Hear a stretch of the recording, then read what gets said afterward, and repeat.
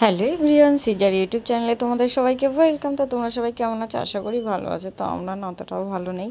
তো দেখো মাম্মার কদিন ধরেই খুব মাড়ি ব্যথা, মানে দাঁতে পোকা হয়েছে। তো তার জন্য ঘুমাতে পারে না রাতে। দেখো কেমন দুষ্টুমি করছে। তার জন্য আমরা ডেন্টালে নিয়ে এসেছি। তো দেখো কত মজা করছে, আদৌ জানে না ওর সাথে কী হবে পরে। তো দেখো ওকে ডাকছে। তো ওকে আমরা ডাক্তার দেখিয়ে নিলাম। তো ডাক্তার দেখে এক্সরে করবো, করে বলছে দাঁত তুলতে হবে। তো দেখো দাঁত তুলতে ভেতরে রুমটাতে চলে গেছে। তো আমাদের না সেখানে ঢুকতে দেয়নি। তো আমরা বসেছিলাম। দেখো মামা দাঁত তুলে বাইরে বেরিয়েছে।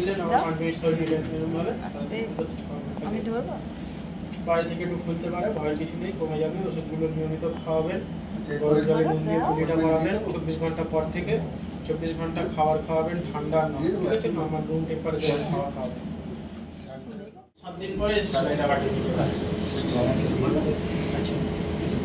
কিছু লালা কিছু যেন না ফেলে 24 ঘন্টা পর্যন্ত। সব কিছু হয়ে গেছে। তো তারপরে আমরা বেরিয়ে গেছি। মাম্মা দাঁত তোলা হয়ে গেছে, তোমরা দেখেই নিলে। এবার কাগজপত্র ওষুধপত্র বুঝিয়ে দিয়েছে। তো আমরা নিয়ে সব বেরিয়ে গেছি। এবার মাম্মা তো আর হাঁটবে না, গালটা অতিরিক্ত ফুলে গেছে। পাপা আমি হাঁটবো না, কান্না করে বাবা কোলে নিয়েছে, খুলে যাচ্ছে। তো জুতোটা খুলে যাচ্ছিলো বলে বাবা রাস্তাতে নিচু করে জুতোটা ঠিক করে দিচ্ছে।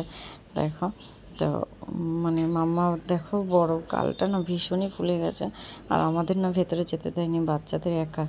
তা দেখো ও বেরিয়ে মুখটা মানে মুড অফ, দেখতেই পাচ্ছ তোমরা। তো তারপর আমরা রাস্তা পার হয়ে তারপরে মাম্মাকে আবার কোলে নিচেও হাঁটতে, মানে হাঁটবে না, শরীরটা যত খারাপ তাই না, তার জন্য দেখো হাঁটলো না। তো কোলে নিয়েছে বাবা, কোলে নিয়েছে। তো দেখো তারপর আমরা রোড পাশে চলে এসেছি। একটু বাড়ি ছিল, এটা মামা কি বলছে শোনো একবার। একটাই না দুটো? একটাই। আমি জিজ্ঞেস করেছি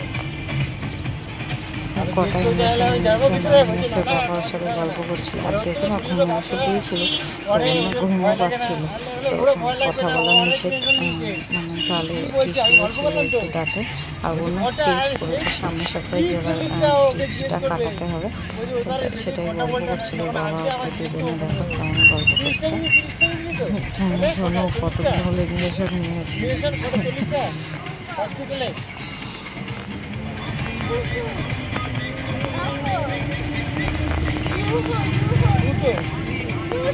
দুশো দিল।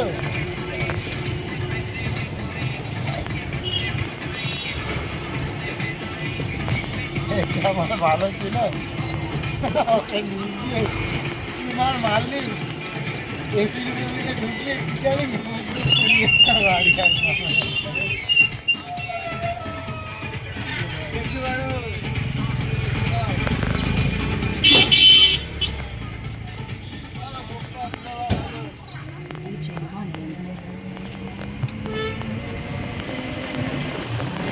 তারপরে 2-3 জনে গল্প করতে করতে প্রায় চলে এসেছি বাড়ির কাছাকাছি।